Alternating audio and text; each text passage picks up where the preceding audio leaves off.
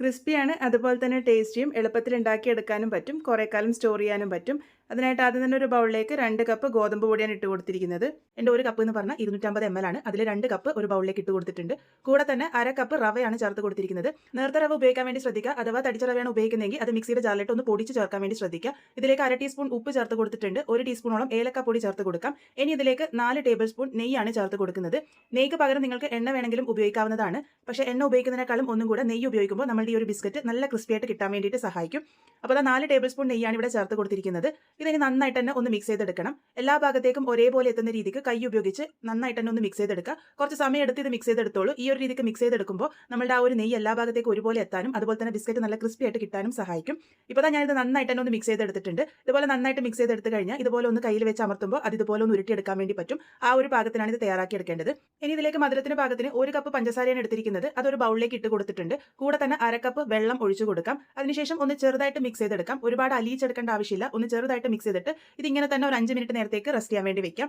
ഇളക്കേണ്ട ആവശ്യമില്ല. പഞ്ചസാര അലിയിച്ചെടുക്കുന്നില്ല നമ്മൾ. കുറച്ചും കൂടെ കനം കൂടിയ പഞ്ചസാരയാണെങ്കിൽ ഒന്നും കൂടെ രുചിയും അതുപോലെ തന്നെ പുറമെ പഞ്ചസാര കാണാനും കിട്ടും. ഇനി തയ്യാറാക്കി വെച്ചിരിക്കുന്ന പഞ്ചസാരയുടെ വെള്ളം കുറച്ച് കുറച്ചായി ചേർത്ത് കൊടുത്ത് നമുക്കിത് നന്നായിട്ട് തന്നെ ഒന്ന് മിക്സ് ചെയ്തെടുക്കാം. ഇത് മുഴുവനായിട്ട് തന്നെ ആവശ്യമായിട്ട് വരും. ഇത് കുഴച്ചെടുക്കാൻ വേണ്ടിയിട്ട് കുറച്ച് കുറച്ചായി ചേർത്ത് ഞാനിത് ഈ ഒരു രീതിക്ക് കുഴച്ചെടുത്തിട്ടുണ്ട്. മുഴുവനായിട്ട് ഇപ്പോൾ ഒഴിച്ചു കൊടുത്തിട്ടുണ്ട്.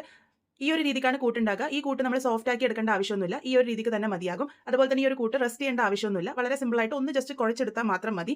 ഇതിപ്പോൾ പാകത്തിന് റെഡി ആയിട്ടുണ്ട്. ഇനി ഇത് ഇഷ്ടമുള്ള ഷേപ്പിലേക്ക് നമുക്ക് ആക്കിയെടുക്കാം. ഞാനിപ്പോൾ ഇവിടെ ചെറിയ ഉരുളകളാക്കി ഒന്ന് ഉരുട്ടിയെടുത്തതിന് ശേഷം കയ്യിൽ വെച്ച് നന്നായിട്ട് ഒന്ന് ഷേപ്പ് ചെയ്തെടുത്ത് ഒന്ന് ചെറുതായിട്ട് പ്രസ് ചെയ്തെടുക്കുന്ന മാത്രമേ ഉള്ളൂ. നിങ്ങൾക്ക് ഇഷ്ടമുള്ള ഏത് ഷേപ്പ് വേണമെങ്കിലും ഇതാക്കി എടുക്കാവുന്നതാണ്. കനം ഒരുപാട് കുറക്കണ്ട. കാരണം എണ്ണയിൽ ഫ്രൈ ചെയ്യുമ്പോൾ ചിലപ്പോൾ പൊട്ടിപ്പോകാനുള്ള സാധ്യതയുണ്ട്. ഈ ഒരു രീതിക്ക് എല്ലാം തയ്യാറാക്കി എടുത്തിട്ടുണ്ട്. ഇനി എണ്ണ നേരത്തെ ഞാനിവിടെ ചൂടാക്കാൻ വേണ്ടി വെച്ചിരുന്നു. എണ്ണ മീഡിയം ചൂടായിരിക്കുമ്പോൾ വേണം നമ്മൾ ഇത് ഇട്ട് കൊടുക്കാൻ വേണ്ടിയിട്ട്. ഒരുപാട് ചൂടായിട്ടുള്ള എണ്ണയിലേക്കല്ല, മീഡിയം ചൂടായിട്ടുള്ള എണ്ണയിലേക്ക് ഇത് ഓരോന്നായിട്ട് ഇട്ട് കൊടുക്കാം. ഇട്ട് കൊടുത്തതിന് ശേഷം പിന്നെ ഇത് അനക്കാൻ നിൽക്കരുത്. കാരണം ഇത് വളരെ സോഫ്റ്റ് ആയിട്ടാണ് ഇരിക്കുക. നമ്മൾ പെട്ടെന്ന് തന്നെ അനക്കാൻ വേണ്ടി പോയി കഴിഞ്ഞാൽ ഇത് പൊട്ടി പോകാനുള്ള സാധ്യതയുണ്ട്. അപ്പോൾ ഇതുപോലെ എല്ലാം തന്നെ ഇട്ട് കൊടുക്കുക. അനക്കാതെ അവിടെ വയ്ക്കുക. ഒരു ഭാഗം നന്നായിട്ട് ഫ്രൈ ആയിട്ട് വരുന്നത് വരെ ലോ ഫ്ലെയിമിൽ വെച്ചിട്ട് വേണം ഇത് കുക്ക് ചെയ്തെടുക്കാൻ വേണ്ടിയിട്ട്. ഇത് മുഴുവനായിട്ടും കുക്ക് ചെയ്യുന്നത് ലോ ഫ്ലെയിമിലാണ്. അതും പ്രത്യേകം ശ്രദ്ധിക്കണം. ഇപ്പോൾ നോക്കൂ, അതിൻ്റെ ഒരു ഭാഗം നന്നായിട്ട് ഫ്രൈ ആയിട്ട് വന്നിട്ടുണ്ട്. ആ ഒരു സമയത്ത് നമുക്കിത് മറിച്ചിട്ട് കൊടുക്കാം. മറിച്ചിടുമ്പോഴും സൂക്ഷിച്ച് മറിച്ചിടാൻ വേണ്ടി ശ്രദ്ധിക്കുക. ഇത് അത്രയ്ക്ക് സോഫ്റ്റ് ആയിട്ടാണ് ഇരിക്കുക. അപ്പോൾ ഞാനിപ്പോൾ എല്ലാം തന്നെ ഇവിടെ മറിച്ചിട്ട് കൊടുത്തിട്ടുണ്ട്. മറിച്ചിട്ട് കൊടുത്തതിന് ശേഷം അടുത്തൊരു ഭാഗം കൂടെ നന്നായിട്ട് ഫ്രൈ ആയിട്ട് വരുന്നത് വരെ വീണ്ടും ലോ ഫ്ലെയിമിൽ വെച്ചിട്ട് തന്നെ കുക്ക് ചെയ്തെടുത്തിട്ടുണ്ട്. ഇതിപ്പോൾ 2 ഭാഗവും നന്നായിട്ട് തന്നെ ഫ്രൈ ആയിട്ട് വന്നിട്ടുണ്ട്. ഈ ഒരു കളറാകുമ്പോൾ നമുക്കിത് എണ്ണയിൽ നിന്നും കോരി മാറ്റാം. ഇതേപോലെ തന്നെ ബാക്കിയുള്ളതൊക്കെ റെഡിയാക്കി എടുക്കാം. ഇതിൻ്റെ ചൂട് ആറി വരുമ്പോൾ ഇത് നല്ല ക്രിസ്പി ആയിട്ട് വരും.